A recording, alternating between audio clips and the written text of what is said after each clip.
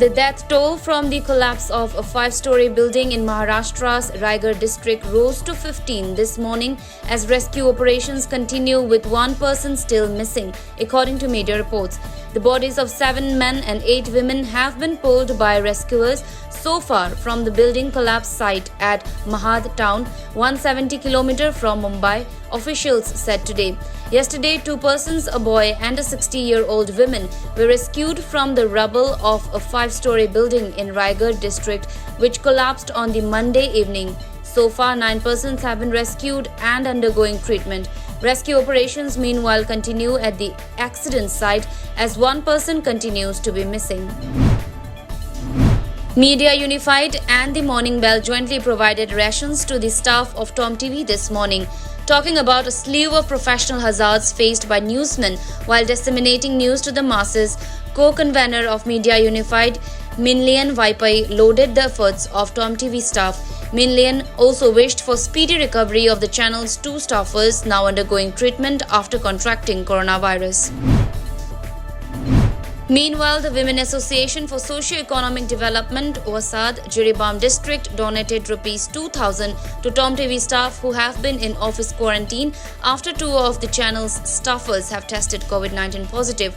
OASAD Local Council Jiribam District President Naurim Umbi Nivarani Devi handed over the money to our correspondent Rajkumar at Jiri News Network JNN office. Nivarani also wished for speedy recovery of the 2 staffers. A medium-intensity earthquake of magnitude 4.1 struck Durgapur in Paschim Bardhaman district of West Bengal on Wednesday morning, officials said. According to media reports, tremors were felt in the industrial town and its nearby areas. The quake, with its epicenter at 110 km east-northeast of Durgapur, occurred at 7:54 am at a depth of 10 km, the National Center of Seismology said. There has been no report of damages in area so far, police said. Assam Rifles Maram Battalion yesterday apprehended 2 drug dealers near Mao Gate of Senapati district and recovered contraband substances worth Rs 70 lakh. The arrested and the seized items were later handed over to Mao police station for initiating legal action as per a report. Social worker Sanasam Prem Chandra of Salan Konjing handed over 150 t-shirts to the president of BJP Mandal Kumbi S. Angusana yesterday. BJP Kumbi Mandal is all set to carry out a mass social service and sanitization program in and around the Kumbi Municipal Council. President S. Angusana thanked the social worker for the t-shirts provided to the volunteers ahead of the program. He also appealed to all the volunteers to maintain physical distancing, wear face mask and follow SOP guidelines. Yaifa Leaching Club and Integrated Mothers Association Chandam Lekai Gillup jointly carried out a torch rally last night at ASSAM'S Kachar, demanding Assam government to include Manipuri language as one of the mediums for Assam Public Service Commission examination and recognize it as one of the official languages of Assam. Maitram Sanatomba today distributed face masks and hand sanitizers to Manipur police personnel working as COVID-19 frontline workers at Kaishampad, Thangal Bazar and Pauna Bazar in Imphal city. Assam has registered 1,973 new COVID-19 positive cases yesterday, taking the state's overall tally to 94,592, while 1,724 patients have recovered from the disease in the last 24 hours.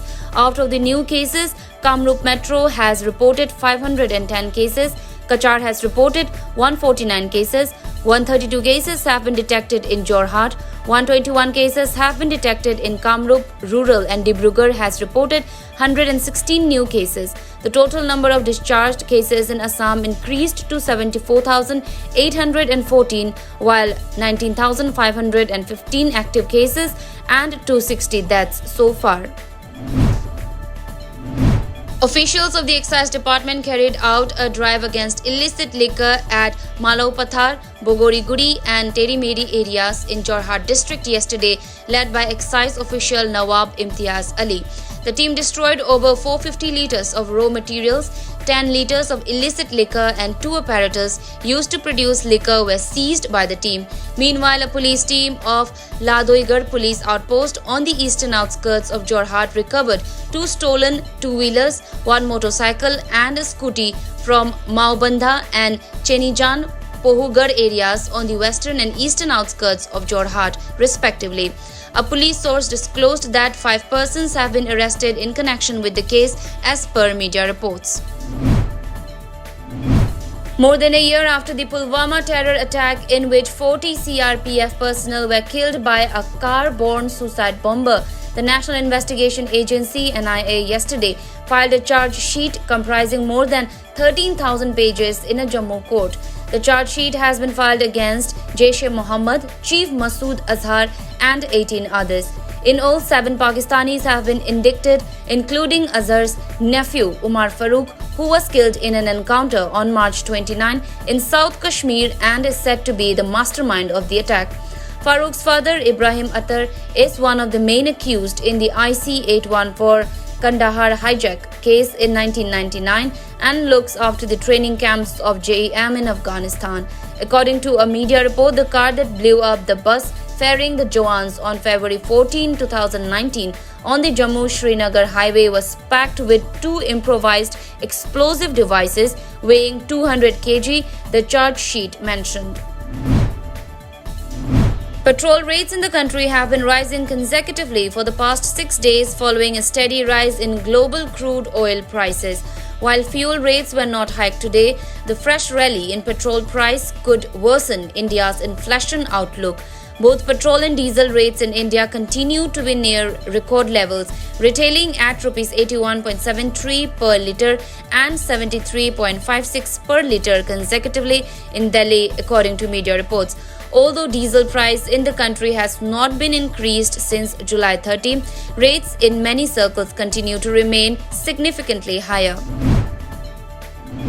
An important Director General level border talks between India and Bangladesh will take place next September from 13 to 18 at Pilkhana, the headquarters of the Bangladeshi force in Dhaka.